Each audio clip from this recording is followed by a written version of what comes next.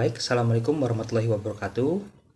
Perkenalkan, nama saya Firmanudin Surya Permana dengan NIM 195610032. Kali ini saya akan mempresentasikan terkait manajemen konten.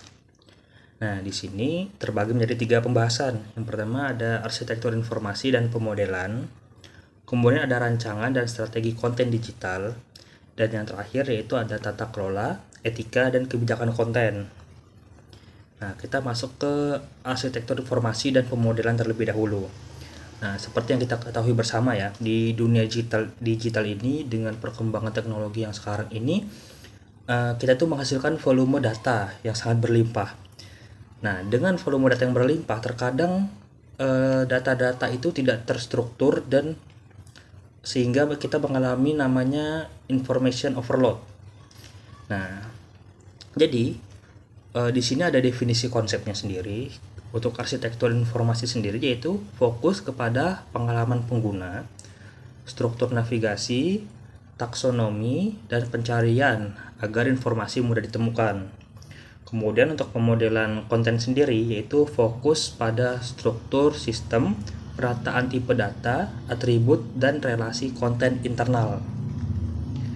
Nah, kemudian kita harus mengenali nih sedikit sejarahnya untuk arsitektur dan pemodelan konten itu sendiri.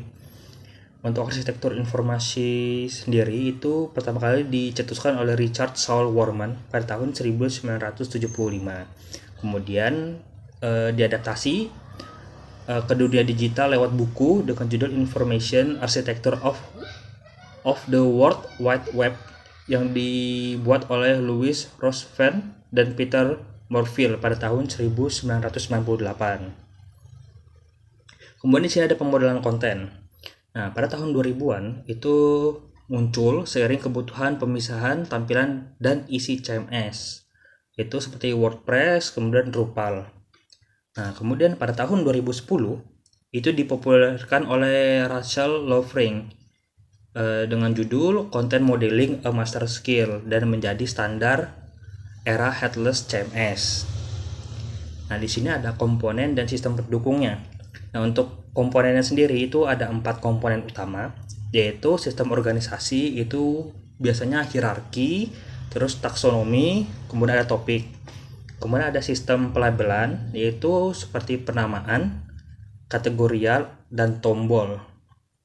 Kemudian ada sistem navigasi, itu seperti menu, terus ada breadcrumbs, dan penuntun alur.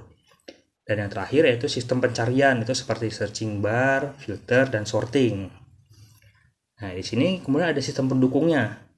Yang pertama ada riset dan usabilitas, yaitu biasanya menggunakan card sorting atau tree testing. Kemudian ada pemetaan visual, itu seperti Figma, ada Miro, dan Azure RP. Nah, kemudian untuk analisisnya sendiri yaitu biasanya pakai content audit spreadsheet. Kemudian di sini ada elemen-elemen dari pemodelan konten dan perbandingannya.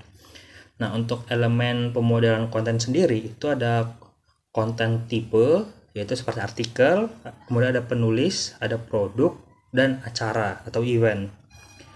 Kemudian ada atribut, yaitu seperti judul, terus ada tanggal, gambar, dan teks. Kemudian ada relationship, yaitu hubungan antar entitas. Nah, terus untuk tabel untuk pemahaman atau pengertian perbedaan ringkasnya sendiri, untuk arsitektur informasi itu dia user centric dan outputnya itu biasanya seperti sitemap, kemudian wireframe. Sedangkan untuk pemodelan konten itu yaitu sistem sentris dan outputnya seperti skema API, kemudian ada content type diagram. Baik, selanjutnya kita masuk ke perencanaan dan strategi konten digital. Nah, untuk perencanaan dan strategi konten digital itu ada definisinya, yaitu pendekatan sistem untuk merancang, memproduksi, dan mendistribusikan serta mengolah konten. Sehingga di sini kita bisa menyelaraskan tujuan bisnis dengan kebutuhan pengguna. Terus di sini kita ada beberapa masa-masa perkembangannya. Di era tahun sebelum 2000-an itu komunikasi itu sifatnya satu arah, itu seperti pakai media cetak seperti koran, kemudian menggunakan TV dan juga baliho, itu kan satu arah. Kemudian pada tahun 2000 hingga tahun 2010 itu menggunakan Web 2.0. Nah, dan inbound marketing seperti blog dan sosial media.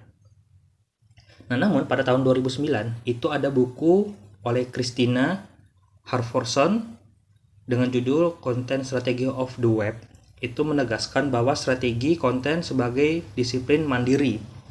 Nah, kemudian di masa sekarang itu ada menggunakan omnichannel, analytic data, dan AI. Nah, kemudian ada elemen strategi dan konten. Ini terbagi menjadi 4, yaitu substansi, yaitu biasanya mengutamakan temanya, kemudian topik, terus jenis konten yang dibutuhkan audiens. Kemudian terstruktur. Nah, ini biasanya seperti format, terus pengelompokan, dan pembaca kontennya. Kemudian ada alur kerja. Alur kerja sendiri itu meliputi seperti prosesnya, terus tim, dan persetujuan penerbit. Dan yang terakhir yaitu tata kelola. Nah, tata kelola ini meliputi standar kualitas dan pemeliharaan konten. Kemudian ada sistem pendukung perencanaan. Nah, ini terjadi menjadi 3, yaitu yang pertama ada audiens, persona, dan konten kalender. Nah, ini biasanya untuk lebih terstruktur ya, Kemudian ada tools kolaborasi dan riset, itu seperti Notion, ada Trello, Asana, dan Ahrefs. Kemudian yang terakhir ada analitik dan KPI-nya. Nah, ini biasanya memperhatikan traffic, terus engagement rate, terus CTR, dan conversion rate. Nah, terus kita masuk ke tentang komponen taktis perencanaan. Di sini menjadi 3 tahapan. Yang pertama ada awareness yaitu atau TOFU. Kemudian ada considering atau MOFU, dan decision atau BOFU. Nah, untuk konten pilar sendiri itu biasanya pembagian persentasenya itu seperti 40% edukasi, terus 30% itu hiburan, terus 20% itu untuk promosi, dan 10% itu untuk BTS. Nah, kemudian ada konten audit. Itu biasanya konten audit itu yang diperhatikan itu seperti update, terus merger, dan delete. Baik, kita sudah masuk ke topik yang terakhir, yaitu tentang tata kelola, etika, dan kebijakan konten. Nah, untuk definisinya sendiri, yaitu kerangka kerja terstruktur untuk mengontrol seluruh siklus kehidupan konten, seperti pembuatan, peninjauan, publikasi, pemeliharaan, hingga penghapusan. Nah, tujuannya untuk apa sih? Tujuannya untuk menjaga reputasi merek, terus kepatuhan hukum, dan keamanan data. Nah, di sini ada 3 pilar utamanya nih. Yang pertama adalah content governance, yaitu struktur organisasi, kemudian ada alur persetujuan dan peran tim. Kemudian di sini ada content policy yang terdiri dari aturan tertulis mengenai batasan publikasi dan kepatuhan. Kemudian ada content etik yang terdiri dari prinsip moral, itu seperti kejujuran, terus ada transparansi, terus bebas, bias, dan perlindungan privasi. Nah, kemudian ada implementasi dan alur, serta alat dan komponen kebijakan konten. Nah, ini ada alur dan alat pendukungnya nih. Yang pertama itu ada RICE Matrix dan Editor Review Board. Nah, ini untuk kepastian penanggung-jawaban dan peninjau etik atau hukum. Kemudian ada CMS Permission dan Tools. Nah, ini Control Access User, ada Grammarly, terus ada Copyscape dan Web Accessibility. Kemudian ada panduan operasional, yaitu seperti Style Guide, terus Crisis Management Playbook. Kemudian ada lanjutannya yaitu komponen kebijakan konten. Nah, ini meliputi yang pertama ada hak cipta atau lisensi, yaitu yang terdiri dari aturan sitasi atau atribusi. Kemudian ada privasi data yang meliputi kepatuhan Undang-Undang PDP dan GDPR. Kemudian ada moderasi keamanan yang meliputi penyaringan ujaran kebencian dan disinformasi.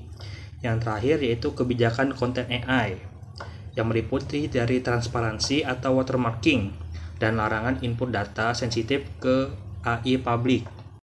Baik, jadi kita sudah di penghujung.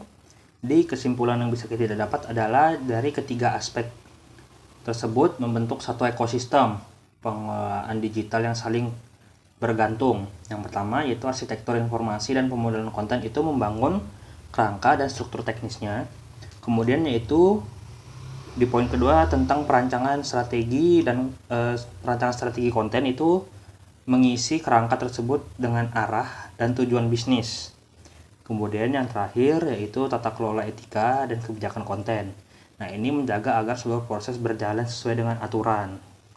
Baik, mungkin itu saja yang bisa saya presentasikan. Kurang lebihnya mohon maaf. Assalamualaikum warahmatullahi wabarakatuh.